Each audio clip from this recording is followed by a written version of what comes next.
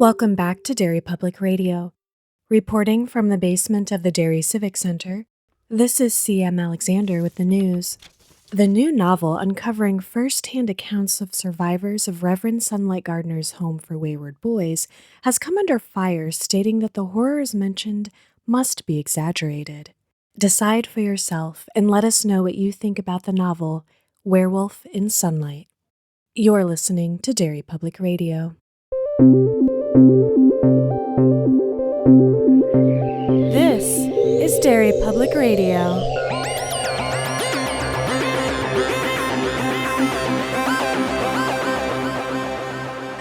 Welcome back to Derry Public Radio, a bi-weekly Stephen King book club podcast. I'm one of your hosts, C.M. Alexander, alongside Joshua Kahn. Hey, everybody. And Benjamin Graham. Hey, constant readers. And today we are back with the Talisman. We are covering through part 3.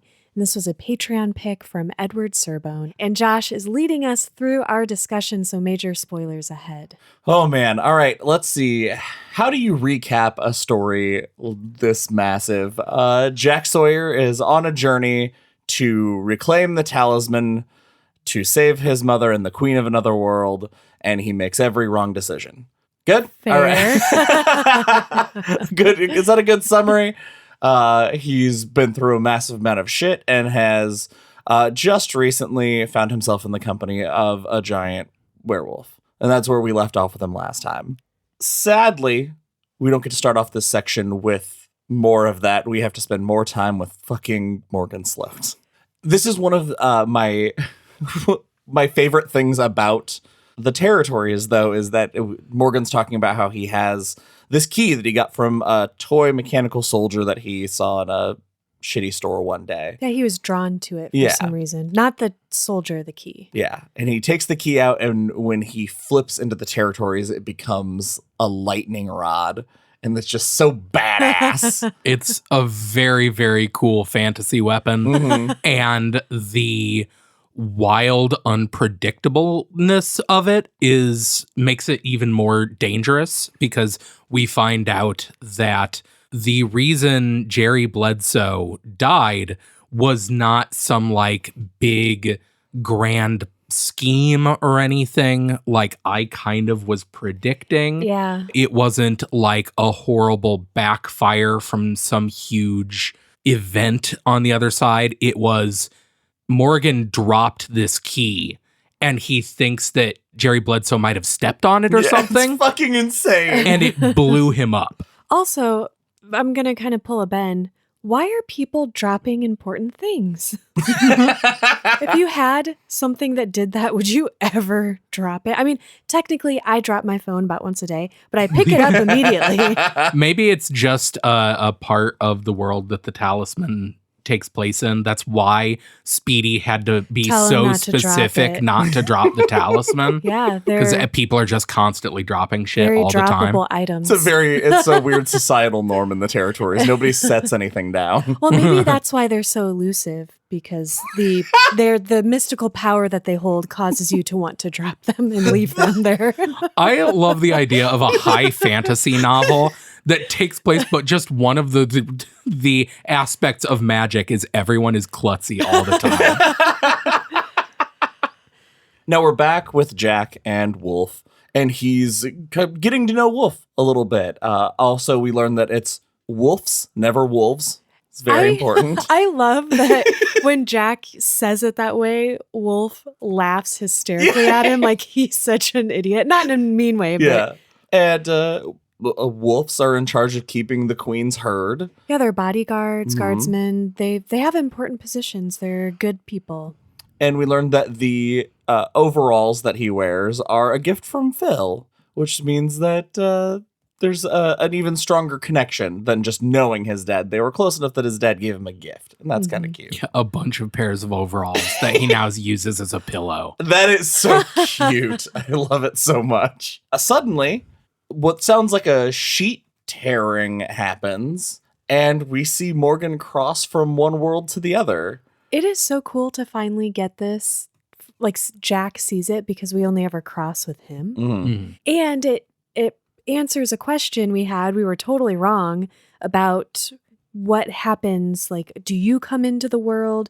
Do you inhabit the body of your twinner? Because when he hears and experiences this thing happening, Morgan steps through and it's Morgan, but it's not, and he looks different. Yeah, he like transforms into this guy who we then learn is Oris, right? Mm-hmm. Which completely contradicts what we learn later in the book. To be fair, he says they happened to be in the same place this time. Do they mention that this particular time? Because it literally sounds as though, because if he was if they had been in the same place, they wouldn't have watched a hole open up they would have watched Oris walk up and be like, hey, and I'm is that how it happens? Slow now. Yeah, because they say that when a twinner gets taken over, it's like a possession. So they go, no, I'm here now. I've seen a lot of possession movies, and that is correct. Yeah. Yeah, that is... They try to justify it, but yeah, that description is way more violent than it's ever described. It's very cool, Yeah. this scene, because he says that there's a hole being ripped in the air like a wound, which is very scary. Yeah. And it seems so violent and horrible that he's like, God, is that what I do when I cross over? Right. So Morgan of Oris starts launching lightning bolts into the herd, but we get just a real glimpse of who Wolf is, because he leaps into action to take care of the herd and protect the herd. They end up nearly drowning him, but Jack manages to get to him and realizes, I don't have a choice. I have to flip, and I have to bring this 6.5 foot tall monster man with me. And so he drinks the very last of his juice and flips over with Wolf. I did kind of wonder, I think he's right, but part of me was like, would Wolf have died? Would he have just killed him and then chased after Jack, or would he have just chased after Jack? I assume he would have, like Wolf probably would have ended up fighting, because his herd was hurt, and his whole job is to protect the herd at any cost. And then Morgan would have just killed him outright. Yeah. What did you think of Wolf's initial reaction to the American territories? Okay. In my other life, one of my passions is environmental justice. So I was very on his side and like touched and could sympathize, not to that degree, but Wolf's senses are assaulted by the pollution basically of our world. Everything, he has a heightened sense of smell. Everything is terrifying and smells horrible. And yes, Jack is a 12-year-old boy, and we find out he gets very sick soon after they come back into the American territories, as he calls them. But you never get him just trying to explain to Wolf, like, hey, this is what you can expect from this world. He really pulls a Speedy. That's how he learned it. I guess. Yeah, it sucks from here on out. Like, I think we mentioned last episode that, it's crazy that we're a third of the way through the book and we just get to meet this incredibly important character, and then they get to have a picnic, and then the rest of our time with Wolf is terrible. When Wolf ends up costing them several rides because the smells are too strong. He can't get in the cab of a car. He can smell death on people. Yeah. That's how he's being assaulted with what's happening in our world. And he, at one point, kind of growls at someone who drives off, and Jack loses it. He's sobbing, and he just starts smacking Wolf. And poor Wolf is howling, not because it hurts, just because he's sad, and he thinks that Jack's gonna just leave him. And Jack considers it would be easier if I just left him. It was a hard scene. It was a very real moment of someone being at their breaking point and then behaving in a way that is not characteristic of who they are and hurting the people around them who don't deserve it. I hated reading it. Yeah. And for Wolf to have to say, you brought me here, please don't leave me. It's tough because he's so sweet. He's so good. Jack does, though, come around. He did bring Wolf here. It is his responsibility. But he also still doesn't have any good ideas. Like, he tries taking Wolf to a movie, not realizing that maybe the sound would be too much. Okay, not just a movie. he takes him to a double feature of fucking Ralph Bakshi movies. Have you ever watched a Ralph Bakshi movie? I don't think so. They are an intense watch usually. Yeah, because they go to Wizards and the Ralph Bakshi's Lord of the Rings, which is a lot. I just not how I expected the scene to go. That they get in, the second sound starts, Wolf's just like, nope, can't do it. Sorry, Jack. We got to get out of here. I like how it keeps describing, this is one of the first descriptions of it, but later on we get it too, how Jack will never understand how brave Wolf was in that moment and is in other moments, trying to keep it together for him. We also find out that Wolf has seemingly limitless energy and really thinks the phrase piggyback is hilarious because they call it horsey pack in the territories. But he just picks up Jack and runs off with him. When Jack is feeling sick, even he sleeps in his arms and Wolf just keeps walking with him. Like, he's the best. Damn it, Wolf is the best. Now, there's a very important event that's about to happen soon. And it's not just that it's Halloween, but it's going to be a full moon, guys.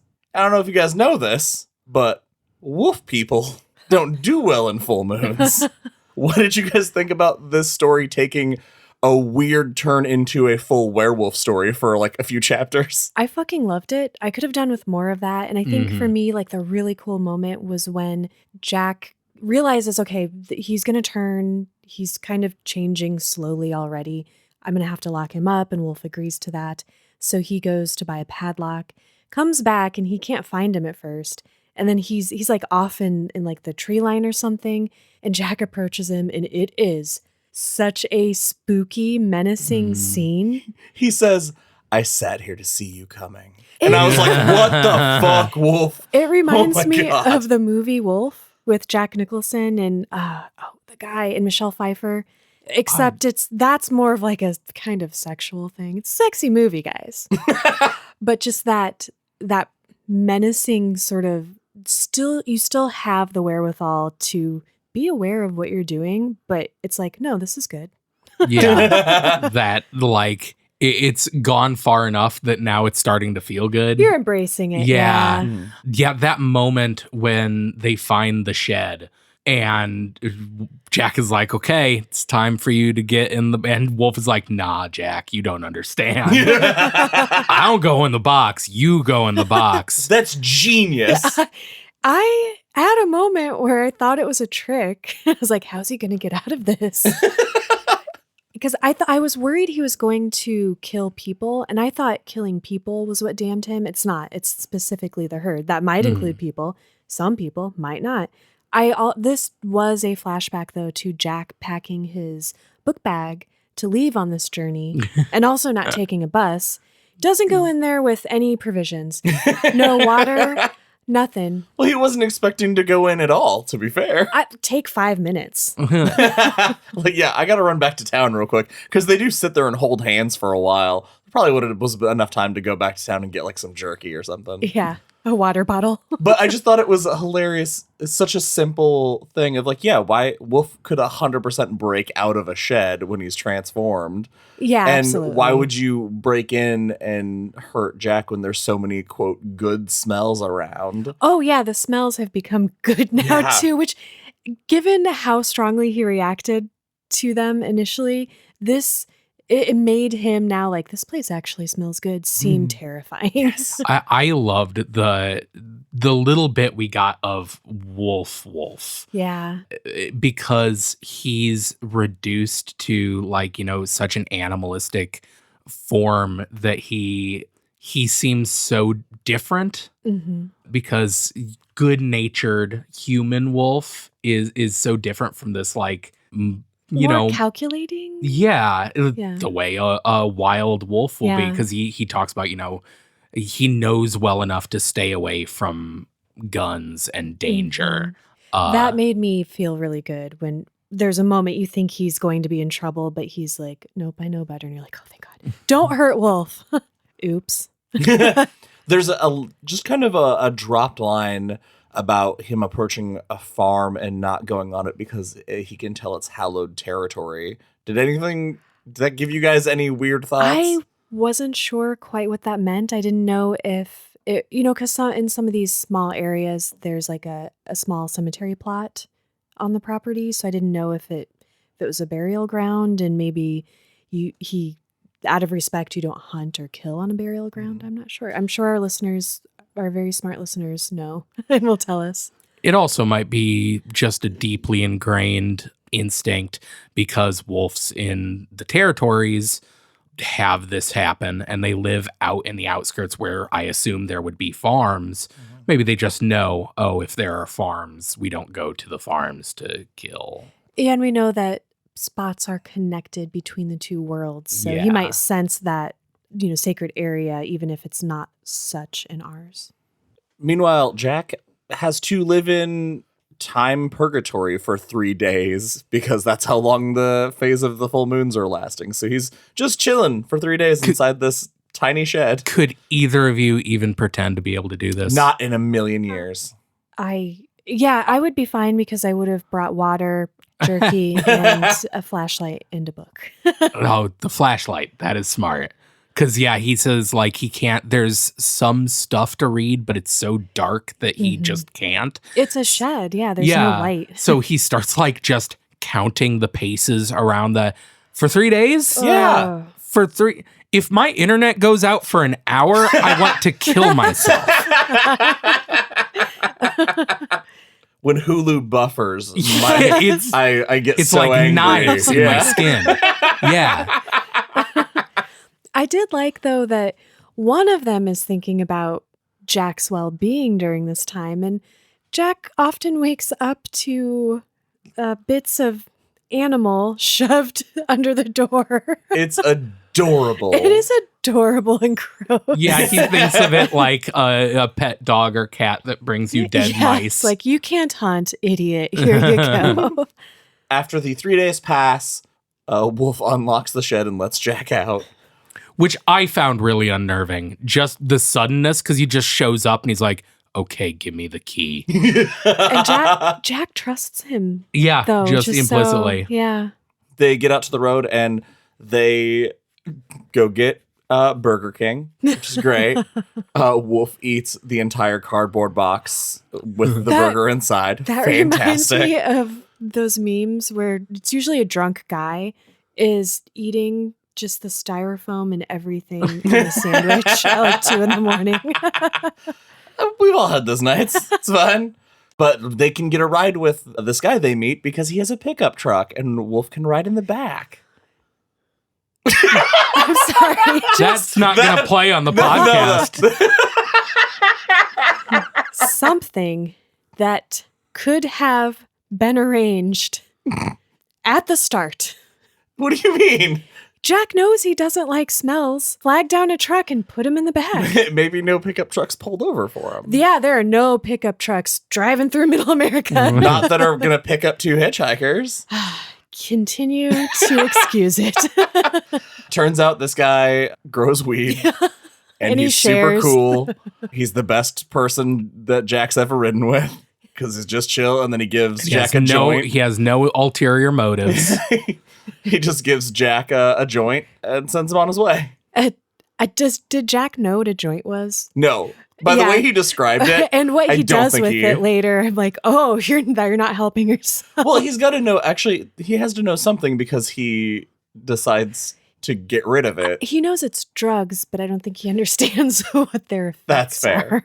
So they get out of this ride, and Jack's feeling really positive. They're in Illinois. And they're going to make it to Springfield because that's where Richard is. Mm-hmm. He's going to school at Thayer, and that's the next destination. Mm. And he's like, now we know we can do pickups. This is going to be amazing. We'll be there in no time. And then they get stopped by a cop who is a giant asshole and clubs Wolf over the head. This was giving me hard desperation, like PTSD vibes with the cop and just once again, the really frustrating part of this book is that Jack has no autonomy. And now Jack and Wolf have no control over their situation. And from this moment on, it's just pure torture and agony. Mm-hmm. Yeah. It's finishing what we had talked about. Jack eats the joint Oh, yeah. to try to hide it when they're in the police car. They're taken to see a judge who Jack immediately knows is not going to give them any sort of leeway or anything. And Jack can't really make up a good story on the spot for this cop and for the judge because Wolf is not going to go along with the lie because he just won't know any better. He's just going to be Wolf. Yeah, he starts saying, "My name is this, and this person's name is," and the cop stops him and is like, "No, I want him to tell me. I want Wolf to tell me." And obviously, Wolf can't come up with a lie. Yeah, his name is Phil, but we call him Jack because he likes me and I'm Jack. Philip Jack Wolf, Yes. which is a cool name. I'm into it. So this interaction goes as well as you'd expect, and they are taken to the Sunlight Gardener Scripture Home for Wayward Boys. Would anyone like to take a stab at explaining what this place is? It is a prison. It is a corrupt system where I don't know if this is said outright, but the guy that gave them the joint is definitely part of it, right? I assume he set that him was up. part of it because he gives them the joint, puts it in his pocket, and then when they are in the courtroom, they search him. They're like, "Oh, they're not holding," because they expected to find the joint that was given to them. Oh, shit. I just assumed because I've read that this is like a thing that has happened, that there are judges that will get paid by like boys' homes or whatever to feel like just dump as many kids into the system as possible. Ben, why are you making this darker? Yeah, it sucks. No, I thought it was just they assumed they had drugs because most wayward that's boys possible. do. Because Jack's high as balls Well, at that point. But yeah, it is basically this like pseudo-religious boys detention It's center. a cult. Yeah. Run by this guy. What's his fucking name? Reverend Sunlight Gardner. Sunlight Osmond. Gardner. Yes. And it's crappy immediately too because some of the boys they've drank the Kool-Aid. So when they meet Sunlight Gardner, he takes them in. Jack notices that something is familiar about him. And like Sam said, he recognizes the twinner-ness of him, that he is the twinner of Osmond.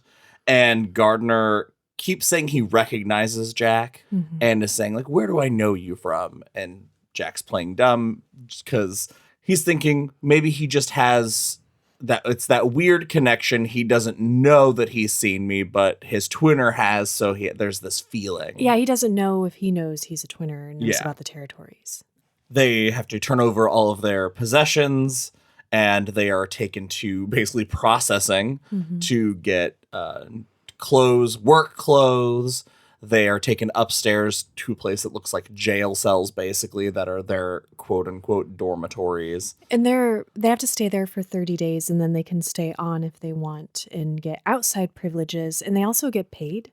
Yeah, like, what was, like, $1 a day or something? Yeah, they crazy. can make up to like a buck a day. $1.50 or something. Oh, yeah. up to 30 cents an hour. Oh, Yeah. Because they factor in, it's just like Room Oatly. and board. It is factoring in all of the costs of you being here, and then you get what's left over. Yeah. So once they're alone, Jack, his suspicions are confirmed because Wolf is like, "I smell Osmond." That is definitely Osmond. And he also notices that there's a camera in their room. Yeah. They're being monitored. Wonderful. So they have to watch what they say even when they're in private. They stay in confinement until it's time for confession. Would either of you like to describe Jack's first confession experience? It is, they're all gathered in this room that is, there are cameras on the pulpit. It is very obviously like a studio of some sort, but they're recording this sermon of the Reverend demanding the boys give confession because all boys are bad. It's axiomatic. Super gross. It's really gross. And basically he just berates these boys into humiliating themselves. And the reason I referenced it as being culty earlier is because, and this is not the boys' fault, this was done No. to them, but some of them are described as being eager to confess. And Jack speculates that some of them would make something up if they didn't have anything to confess, just to be part of this experience and community and get his approval, I guess. Jack, yeah, that's probably the most disturbing part, I think, is Yeah. knowing that some of them just want that attention so badly, that validation. So Jack makes it through that, but before dinner, he's jumped by what I'm referring to as the Sunlight Sisters, because it's essentially what they are. They are this group of like 5 or 6 of the older boys that are all Gardner's lieutenants, Yeah. and will do whatever needs to be done so that Gardner can keep his hands clean. Did not learn a single one of these characters' names. I just refused to. That's also why I all my notes say the sisters, because that's just who they were. Am I wrong? Am I the only one that seems... I don't know what you're referencing. Shawshank Redemption, the sisters. Oh, shit. Okay, yes. Yeah, you're right. I also could not keep track of their names because this section is so hard to read that you just want to only read what you have to know and move on from it. Also, one of them is named Sunny. Yeah, and that there's was a confusing. sunlight. Yeah, I got confused about that a few times too. Yeah, like Sunlight's right-hand man is a kid named Sunny. Yeah. It's like, come on. Come up with one more name. After dinner, they have another session in this studio where now they're filming the show that goes out to people all over the state. Like, people from all over donate money to Sunlight Gardner. They believe in his message. Yeah, he's a fucking televangelist. Yeah. And it's very cultish. The amount of fear mongering, he gives a rant about how people who don't believe in God are trying to ruin them by sending state inspectors, and the state inspectors never find anything. They said we're putting boys in straitjackets. Not a single straitjacket was found. Because we hid them. There's no locked box that you keep a child in. That's insanity. That's for hay. That's for only hay and hay accessories. Accessories. And Jack is just the whole time really, really overwhelmed by how much everybody's buying into it, but he starts to see maybe 1 or 2 other people who aren't all in on this, and that gives him his first moment of reprieve in here, that him and Wolf are not fully alone. They are here for 30 days, by the way, which Is so long. God.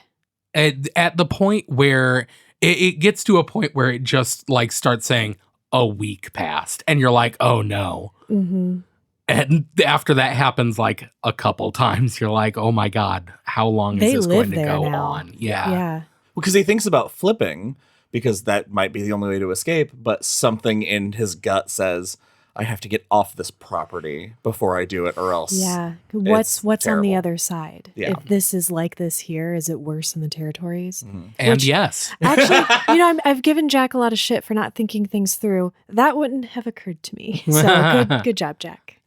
So he has one plan, which is to just bolt for the property line. And just before he can do it, my favorite named character in any book ever, Ferd Janklow, makes a break for it and tries to get out. And he certainly doesn't.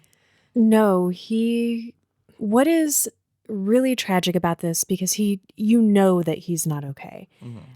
But later when the Reverend comes back and he's like, oh, good news, Ferd saw the light and he told his parents he wanted to be a sunbeam for Jesus or something. And now everything's all great. Jack's like, oh, he's probably buried out back somewhere. Because Ferd is the person who confirmed there are straitjackets. They hid them when he must have an inside track, because he knows when they're coming, because we spend the whole week prior cleaning, hiding the straitjackets, putting hay in the box, because Ferd has been in the box before. And this part killed me. Also, why I just so culty vibes. He writes home to his parents and tells them what's happening and what they're doing to him and the other boys. And his parents, who don't not love him, but also don't understand and are not listening to him, shame on them, copy it and send it back to the Reverend. No, it has such strong, like, fucking conversion therapy camp vibes. Mhm. It Yeah. sucks. It is monstrous, this place.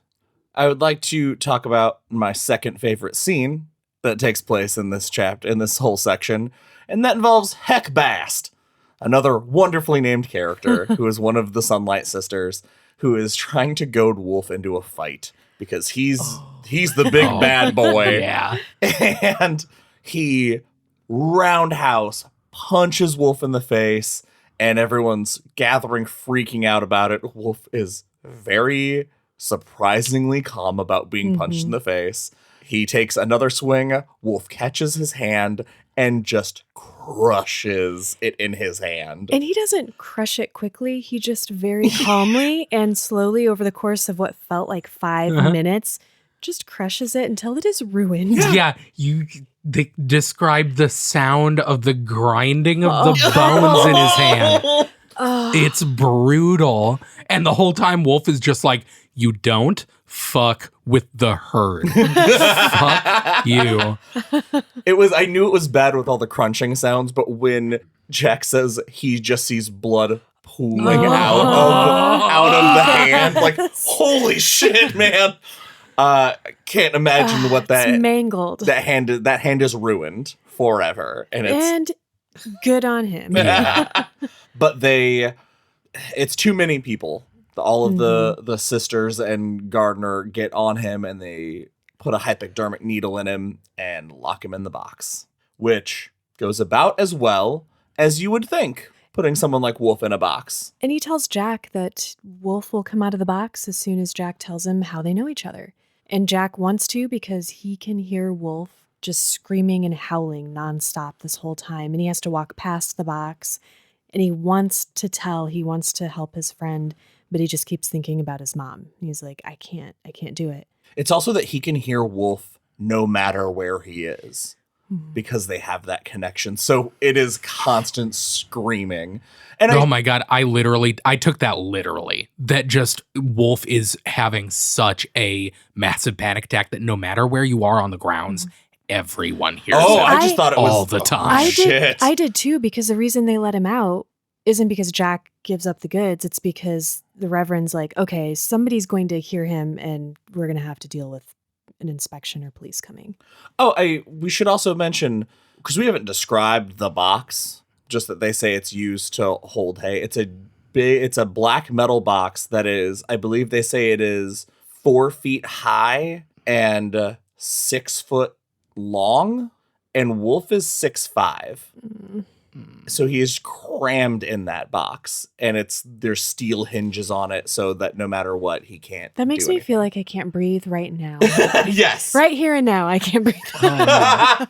And because Wolf's going through all this stress, once they let him out, Jack can see that he's changing, even though there's no full moon for quite some time now. And we learn that happens to wolves in the territories. If they're under extreme duress, they will change in response to that, moon or no. It's actually something that I had thought the second they got locked up, I was like, oh, they're going to have a problem in a month. And then it's been a week or so and it's already happening. I'm like, it puts such a huge ticking clock on this whole section. It's stressful. And after having already changed so quickly, it tells us, even though the horrible descriptions of everything they go through tells us this, but it tells us just how much worse it is than we could even imagine. I believe we jump like either 1 or 2 more weeks now, and they're going through the motions. Jack is still not given up looking for a place to escape. Right now he's thinking the kitchen is the right move because there's no bars on the window, and Rudolph the cook is corrupt. And so he thinks that's their best bet. But Sunlight Gardner has made it open season on Jack, and they drag him out of bed at 4 a.m., take him down to Gardner's office, and they beat him and threaten to burn him and want to know how he knows him, where they've met before. This is after a period of hazing too, right? Where the boys pee on their mattresses and just put them through hell. And they're like, don't tell the Reverend what he wants to know because then we won't be able to do this anymore. And we enjoy this. Yeah. It's disgusting. Fucking monsters. Every single one of them. This torture scene, though. I wasn't prepared for how much worse it gets. That first one is just smacking him around and threatening. See, the minute you're like, CM, I'm going to cause you physical pain, and be like, what would you like to know? I have no threshold. I will admit don't. to anything. Yeah, all you have to do is vaguely threaten me that it's coming. Now, I bring up Rudolph because Rudolph is about to give us a very important piece of information. Rudolph says that Jack tries to buy him off and say, how much would it cost for you to let me and my buddy run out of here? And he's like, there's no price in the world because Sunlight Gardner is a devil from hell. And he tells a story about wanting to get paid, and he followed Sunlight to his office. And when he walked into the office, he wasn't there. So now Jack knows that it's not just the twinner connection, but they have fully bridged that connection to travel. And that's not good for anybody involved. We also get we get clarity on something. Maybe you guys had already figured this out. I had not. We glossed over the way adults respond to Jack sexually because it's just gross and we don't want to talk about that. In this moment, he turns on this power like he is aware of, that he feels like he has, like a charm. Sort of, it's described as him like allowing his beauty to come through. And I just thought that was really fascinating because I was like, oh, and then there's something a little bit later. I'm like, okay, there's something about Jack beyond. It's not just in the book. It's not just men being creepy on the road. It's something special about him that they're responding to. Which does not excuse it. Gross. Not excuse it, but I didn't realize it was a kind of a supernatural or mystical thing. Yeah, and it's causing some of the other boys to... He is surprised that he's not getting the shit kicked out of him, and it's partially because he starts to notice that other people notice he is different. And he leans into that because it keeps him a little bit safe. Yeah. So night after night, they're taking Jack, and they're trying to get this information out of him. And Sunlight does the thing that I was waiting for him to do. And that was saying, fine, don't talk. But tomorrow we're taking Wolf and we're going to do all this to him. And if we've learned anything, it's that Wolf can't lie anyway. Yeah. And so it would just be brutal. Yeah, just be pointless torture. Yeah. So the next day, Jack has decided, then we can't be here if you're going to take Wolf. We have to get out today. They make a plan to meet in the bathroom, and they're going to get into a stall and flip. And he told Wolf, go inside, get in the first stall. I'll meet you there and we'll go. But when he gets in there, Wolf's not there. He's like 3 stalls down. I love this. Yes. Fucking good. Because he's like annoyed at first that Wolf couldn't follow directions. So he gets in the stall with Wolf. He's like, fine, whatever. And they flip. And the place that they're at is this enormous pit in the ground. That's what you mentioned last episode. Yes, yeah. This giant pit with like fire deep down in the, and Jack notices that they are so close to the edge of this pit. And if Wolf had followed directions and gotten in the first stall, when they flipped, they would have just fallen.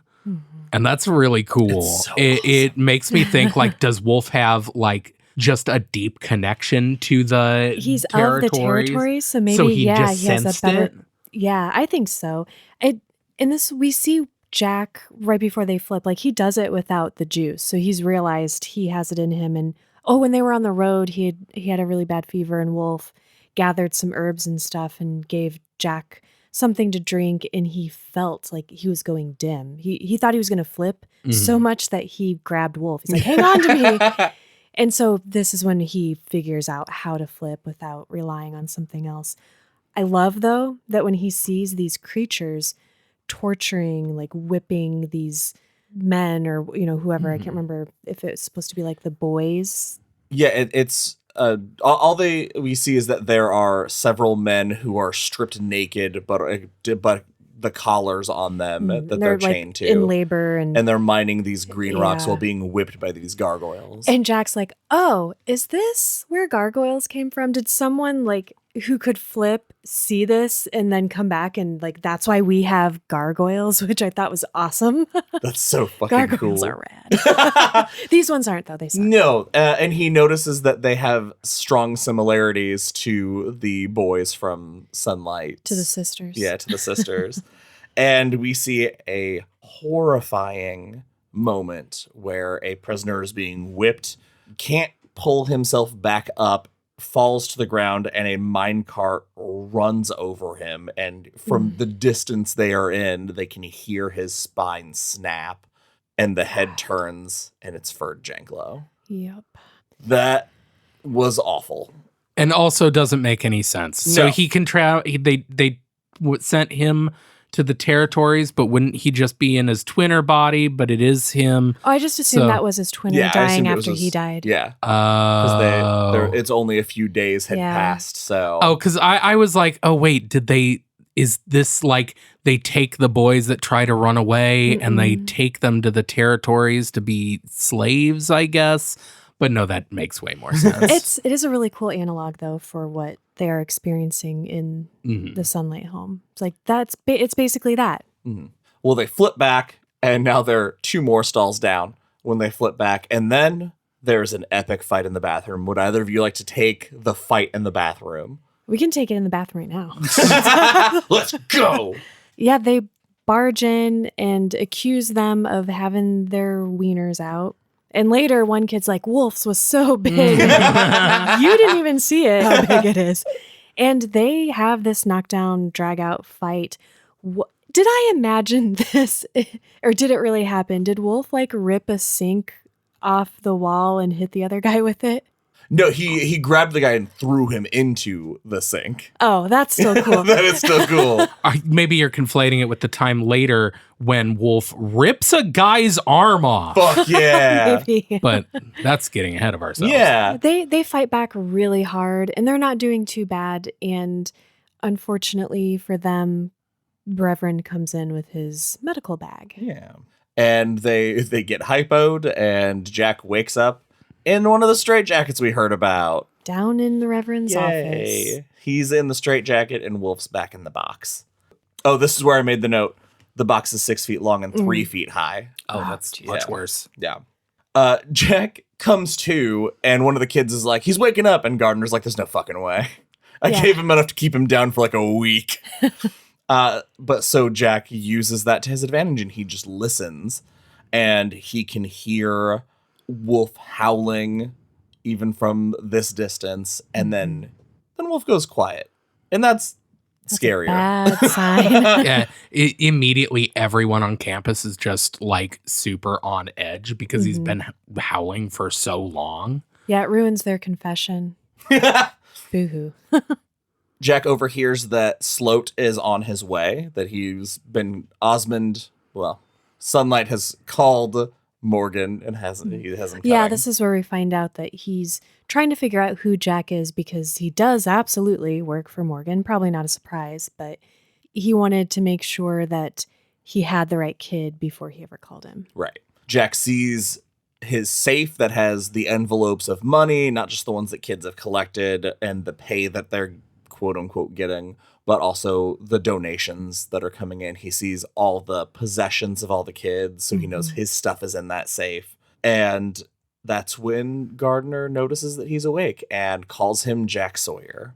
And so now we know there's nowhere to hide. We have that reveal. And elsewhere, Wolf has gone with the moon. Do you guys remember the first time you read this book? What you thought was going to happen here? Apparently, I blocked out most of the book from here on out. Oh, really? Because I did not remember the outcome of all of this, and everything from this point on, I don't remember it all. I also did not remember this. It is such a big book, and I read it so long ago that my memory of it was just vague. Like, oh yeah, he has to travel to get this thing to save his mom, and he flips back and forth. And that was about it. There is a particular line of dialogue that when we get to that part, I'm going to read it, because I didn't realize that it was burned in my brain until I read it. And I was like, oh, that sentence has just existed in my head for a long time.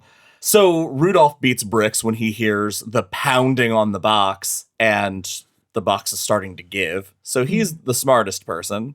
And Wolf bursts out of the box. Gardner is downstairs interrogating Jack, asking him about Speedy, really wants all this information about Speedy, which also made me think maybe that's also why Speedy didn't give him a lot of information, because Gardner's very intent on what did Speedy tell you.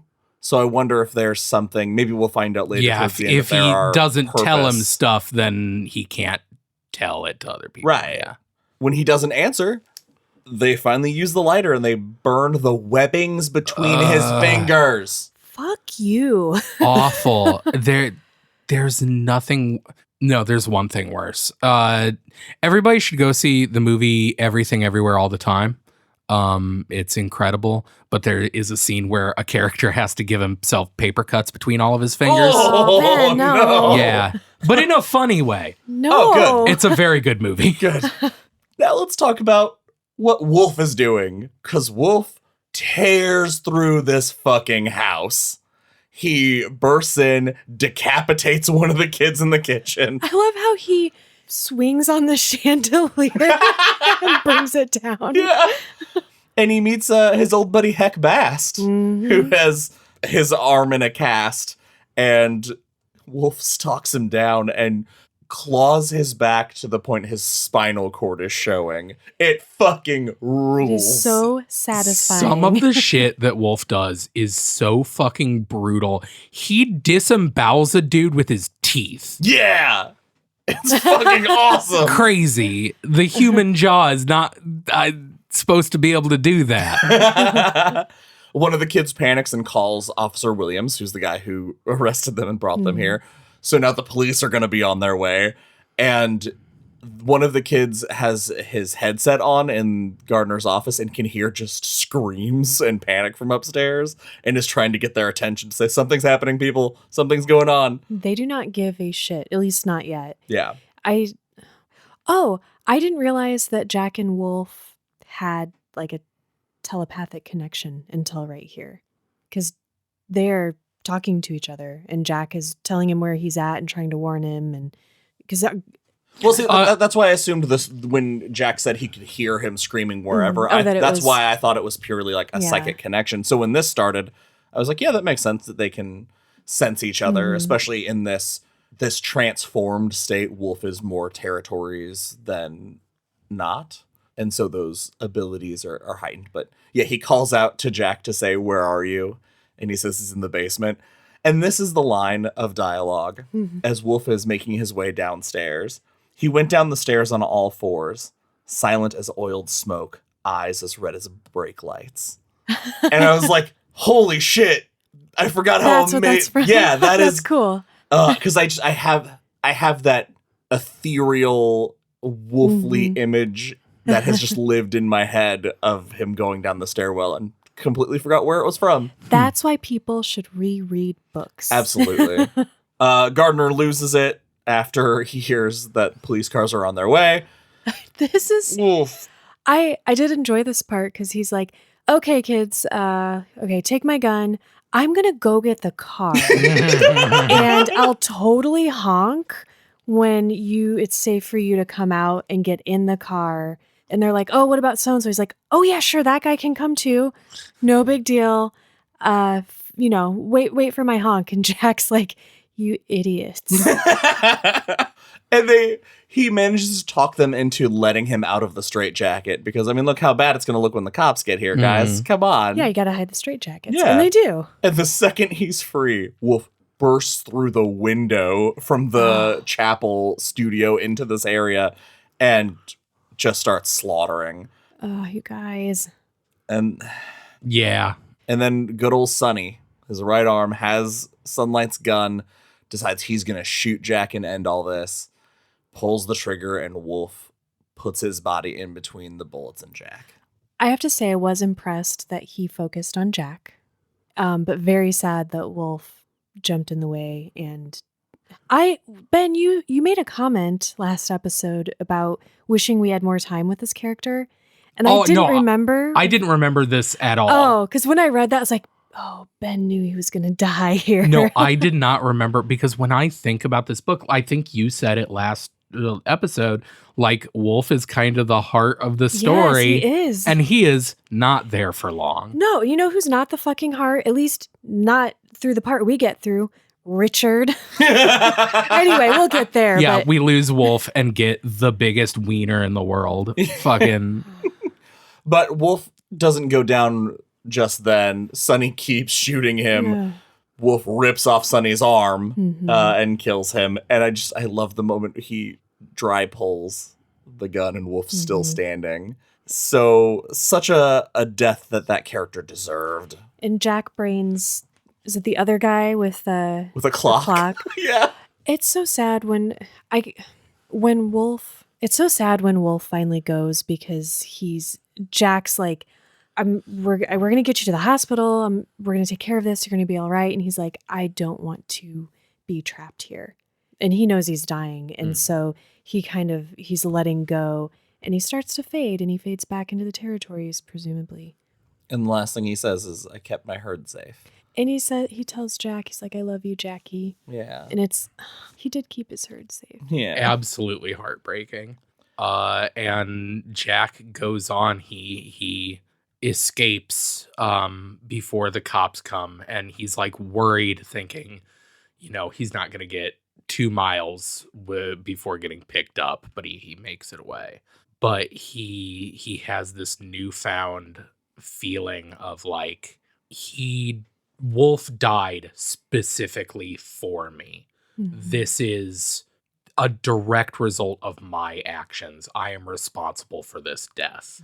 And it is, you'd sense his heartbreak so much. He takes it hard. And he's now continuing to hitch to try to get to Richard, and meets what almost is a nice guy who notices that he's not in a good way, and it's getting cold out. And so the guy's like, hey, you can have my coat.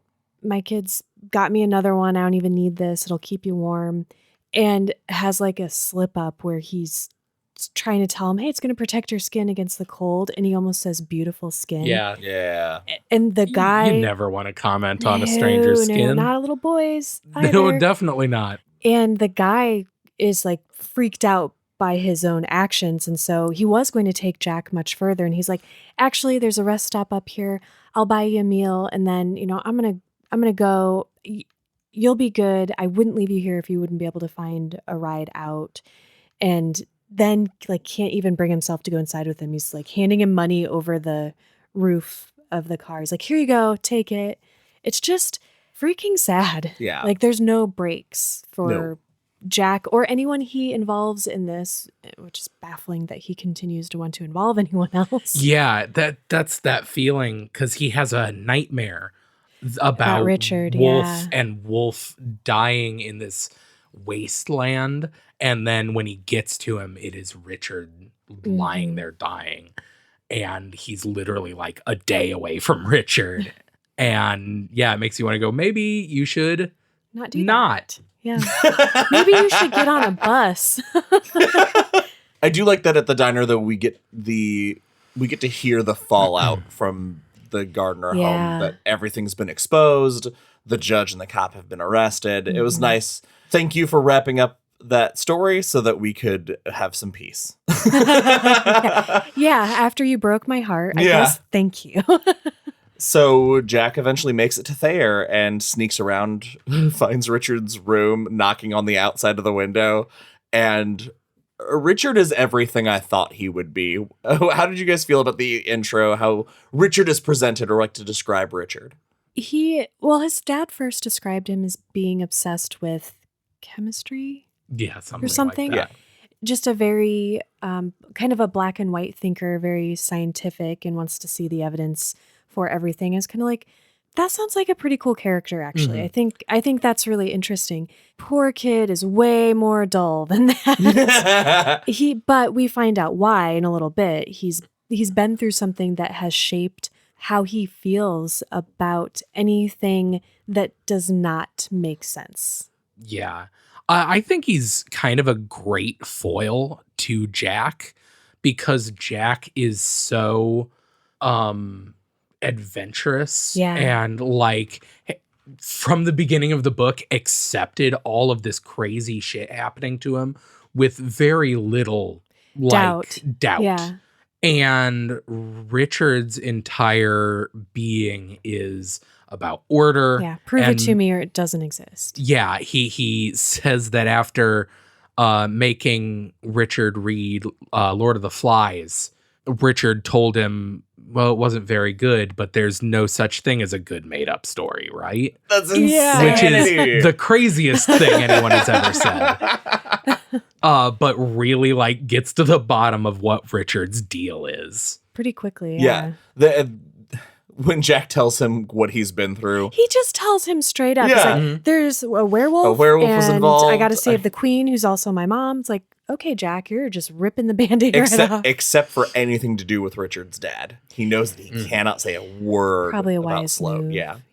And Richard calls it Seabrook Island stuff, which references a moment they took a family vacation and he realized that Richard wasn't having anything that wasn't scientific and provable anymore. Richard was afraid of imagination. He says, if you want magic, you completely wreck everything I believe in, which is a strong sentence for a 9-year-old to say at that time. 12. Oh, yeah, that was bad. Yeah, that was the Seabrook Island. Which is heartbreaking, too, because then Jack wrecks everything Richard believes in. Well, he said he was going to.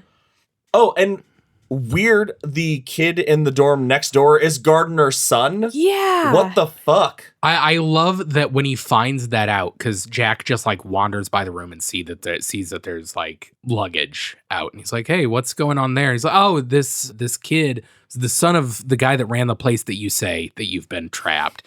And instantly, Jack says something along the lines of, Thayer immediately took on a feeling of menace that Richard could never understand, and it makes you instantly on edge. Like, oh, if Gardner is linked to this place, you know, it's another post. Well, and he says that that kid transferred there recently. So my question is, are we talking recently as in once Jack started the journey, he was sent there because Morgan had a feeling eventually he'd come to Richard? Oh, like he was planted? Yeah. To spy. That's cool. I didn't think about that. Let's say yes. Because I feel like so much of Thayer is a safe place for Sloat to have his son because it is manned by so many of his people. It's an area so under his control. And so rich in magic, we find out, because a lot of crazy stuff is about to happen. Yes. But also Jack and later Morgan, when they flip here, it is extremely easy because like the wall between the worlds is very thin here. This also shows the bigger picture, you know, what Morgan has been talking about since he knew about the territories, because he finds these places of power in these two worlds and he capitalizes on that by creating these places and kind of having this control over these areas that are really rich in magic. After a while, Jack steps out into the hall and notices that suddenly 30 boys have just disappeared. There's no one there but them. And connecting that to the power, the magic of this place, did it feel to you guys like Morgan somehow managed to pull that place not into the territories, but in like a weird purgatory in between, like made it adjacent? That's, I guess, the only kind of the way I figured, because they are not in the territories, but they're obviously not in the real world. Bugs are coming through the walls. Yeah. Well, and there's a little bit later, glass is smashed, and when Sloat shows up later, he sees the broken glass. So obviously things they did had an effect in the real world, but nobody else has noticed a single thing because they were sent here alone. And also, here's the other argument for it being a kind of weird in between is because once this happens and they kind of realize, Richard looks out the window and sees these guys down on the quad or whatever smoking, and he gets really mad because they're like, they're smoking right out in the open. You can't do that. I'm a wiener. It's very rule based. Yeah. And when they turn around and look up, it is this kid Etheridge, but his face is like half of it is frozen in this like rictus grimace. And Jack thinks, oh, it's Etheridge's twinner. Well, that doesn't make any fucking sense. The twinner can't come. They wouldn't look like the twinner when they crossed into the real world. They would look just like Etheridge, but whatever. Yeah, that weird in-between place. And Richard cannot fathom what he's seeing because the Etheridge thing opens its mouth and its tongue lolls out of its mouth. He doesn't fathom. He's like, I have a fever. I'm ill and hallucinating. It was alarmingly fun. I love this reaction because to me it feels like the most real reaction to impossible circumstances. It also reminds me of how Jack treated Wolf in a way initially. He was a little bit cruel to him in the way Richard, like now Jack is the, this person that this other guy's reacting to, like, why did you come here? You should have just left. You should have never bothered me. And then as soon as he says that, like Jack can see he means it, but then he sees him feel guilty and take it back. What is your guys' interpretation of what they keep shouting at Richard, which is send out your passenger slope? Not a clue. Just a cool thing to yell. That does sound like a cool thing to just yell. I guess I looked at Richard as Jack's passenger. Yeah. We've up to this point, it's been Jack is the traveler. And so having that switch of being like, wait, Jack, it makes it sound like now Jack is traveling with Richard instead of the other way around. It just seems super weird. My gut instinct says that whatever these creatures actually are being given orders that they cannot, because they don't go in to get Jack. Jack and Richard actually barricade. Well, that's Morgan's son. Like, don't touch him. So that's what I'm wondering is if they're given orders to make Richard separate from Jack so they can get him. Because if he even got a scratch on Richard, they'd be dead. Yeah, they'd find themselves in the pit. that makes kind of sense, thing. yeah. But it's just the phrase is so specific. It's a cool phrase. Yeah. I'm going to try to use it. So every time you go to a drive-through, send out your passenger McDonald's. Do you mean My your nuggets. cheeseburger? What are you talking about? Things start to get more violent. They're throwing rocks and everything through the windows. Richard's convinced must be Colombians. It was the only natural response. It's the drug war in Springfield, Illinois. And this is the moment that Jack steps up to the window and he orders them to stand down in the name of the Queen. Fucking A. Embrace it, Jack. Yeah. He's been so powerless so much of this book for us. Yeah, and the fact that just that declaration, they act like they've been slapped in the face. Yeah. That's so powerful. I love that. This scene reminds me of Tales from the Crypt Demon Knight. Okay. Have you guys seen it? I have not. Oh, listeners, I hope some of you have, because you will know exactly what I'm talking about. Watch it, you two. I will. I'm still mad. I just found out Tales from the Crypt isn't on HBO Max, and it drives me crazy. I want to watch Tales from the Crypt so much. At this point, we get the reveal of why Richard is the way that he is. Sam, you alluded to it earlier. Do you want to tell the story? Yeah, Richard, much like Jack, had witnessed his father disappear in a strange place that doesn't make any sense. And it was a closet in their home, or a wardrobe. And so Richard opens it up thinking, Narnia, right? Because he was, how old was he? I forget. Like 6? Yeah, he was really young. And that's not what he finds. He finds, I don't even know how to describe it, a place kind of like the pit. Disgusting, gross, dirty place. There are worms and bugs just crawling all over the earth in a really disgusting way. It's just rotten. Yes, and there's something there with him.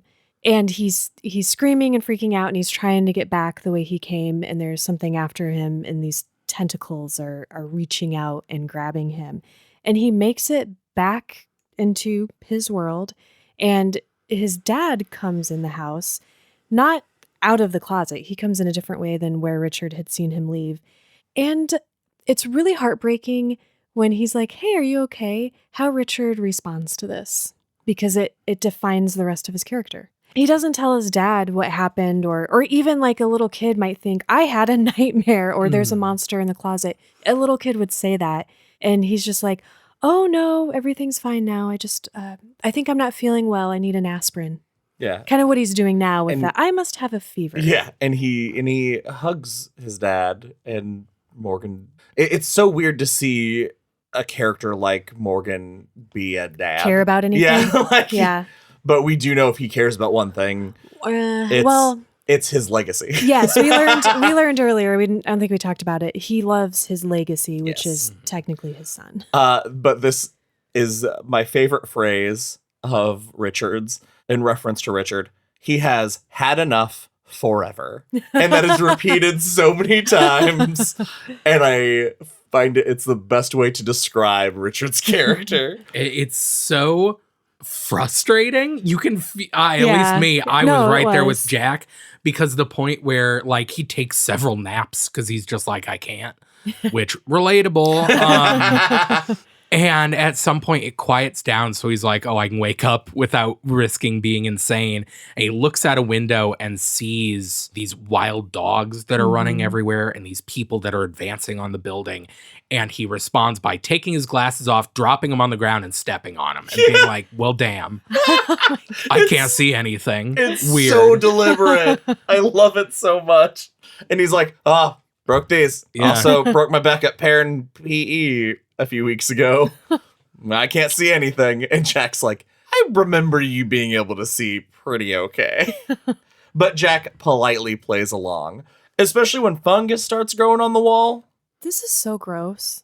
It's Very just disgusting. very unsettling what's happening to this school. It's super Silent Hill. This whole segment, that's what this whole segment is. That just hit me. What this little sidestep is they sidestepped into Silent Hill. Yep. That's awesome. That is very accurate. So the fungus starts growing. These maggot bugs start pouring out, and they're done. Mm-hmm. All right, they get Richard on the move and start looking for exits, and that's when Jack notices the depot. And thankfully, Richard fucking loves his school like the giant nerd that he is, and recites basically the history of everything on this campus, and says that this guy, Andrew Thayer, saw the potential in transporting things not just east, like what was happening, but also transporting things west. And that phrase keeps clicking through Jack's head. Mm-hmm. The idea of it being a major railhead and that it goes west. He's like, this has to mean something. So they make the plan. They're going to mad dash to the depot. If it's unlocked, they'll get in and they'll barricade themselves in there, try to figure out the next step. If it's locked, they're just going to flip there. Mm-hmm. However, Jack is smart and doesn't tell Richard this. Tells Richard the plan is to get to that building, then get off the property. Yeah. But I do love that he says, if we get off the property, I bet a quarter mile of away, you'll look back and you'll see the school exactly like you remember it. And he's like, oh, that'd be nice. Poor Richard. So they climb out a window, they make the run. As they're making the run, more were prefects start chasing them, and Jack has no choice but to flip with Richard. And so that is where we're going to leave Jack for the rest of this section, because now we get to hang out with Morgan some more. Right. Who's excited? Although I learned a lot here that I didn't remember, had guessed wrong previously, so that was interesting. Because this is just a kind of a big info dump. What was the most interesting thing you learned about Morgan in this section? Because there's a lot of cool stuff. What I found really fascinating, because we come with him and he's like explaining he got the call, he's on his way to the school, and he has a plan and everything. And Oris is also on his way to Thayer, so they can both be there this time. Yes. Yeah, that is described a little more clearly, so we understand why Morgan and Oris haven't been able to keep track of Jack quite as well as you might expect them to be able to. And we found out, though, that Richard had a twinner, and that twinner also died, but Richard did not. So Richard is like Jack. Yeah. Yeah, that's which pretty fucking surprised cool. the hell out of me. Yes. I did not remember or anticipate that. Ben, do you have anything that jumped out at you that you were super excited to learn? The one thing, it's a really small thing, but it says a lot about Morgan's character. And also, it's just a cool piece of world building that makes me go, oh shit. And that's when he shows up at Thayer, he immediately does some coke. Yeah. Which is an amazing, just shows you what kind of person Sloat is. But also this throwaway line of he wonders, I wonder if this stuff would grow over there. So I wonder horrible. if it would be more potent. I bet it'd be insanely potent. And that is like kind of a scary thought of bringing this substance that could do untold damage to the communities of, kind of like we've already done here. Yeah, exactly. We know how that looks. I thought it was cool too. We find out, because we were trying to figure out what happens to the twinner. Like, are there two people now?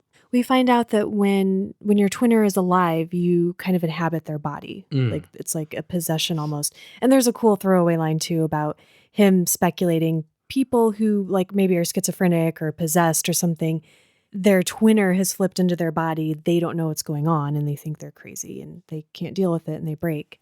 And I thought that was really cool. Yeah, that was very cool. But it also explains some interesting things about, Morgan and Phil would flip into the territories. Like, where did they end up?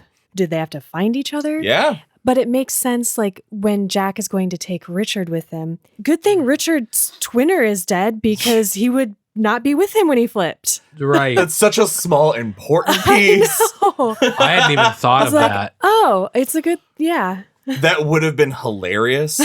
Jack flips and then Richard's just gone and we get just a throwaway sentence that Richard's twinner's like on the beach somewhere, just way far away in a peaceful place and it's fine. Yeah, I love that feeling of possession, like communicating like your left and right brain do, but you're hearing both of them. And you have kind of different skills and bring different things to this situation. For me, the most interesting thing was that we reveal that Sloat has planned all of the murders that have taken place with, his Uncle Tommy, killing Phil, killing the children, but it is Oris who always does the killing. Oris is the person who was in control, smothering Jack in his crib in that apartment because Sloat doesn't have the stomach for it. And so Oris is the person who is the harder evil of the two. I was sad when we found out how his son died. He was an infant and he went into the water and got far enough out that he started to drown, and Oris went in after him. Him and his wife and child were on the beach, but he has a club foot, and so he couldn't get to him fast enough to save him. And Richard almost drowned at or about the same time, but Morgan knew CPR, so he was able to revive him. It wasn't even Morgan, it was a lifeguard. Oh, that's Morgan right, wasn't even there. Morgan wouldn't try to save his... Oh, God, that's the throwaway line where he says, like, at this point, if my kid dies... Oris got over his kid dying. I can do the same. I was like, fucking A, man. Really cold. But here's where we leave things off, that he knows they've gone into the Blasted Lands, and the way we are given a hint at what the Blasted Lands are going to be like is Morgan saying they are bound for a radioactive version of Oatly. All right. Great. I already didn't think it had been very bad. So much to look forward to in this last part of the book, guys. I am hyped. That is it for this episode of Derry Public Radio. As always, thank you for listening. Join us for our next episode where we will be finishing the Talisman. For Joshua Kahn and Benjamin Graham, I'm CM Alexander, reminding you, you will not harm the herd.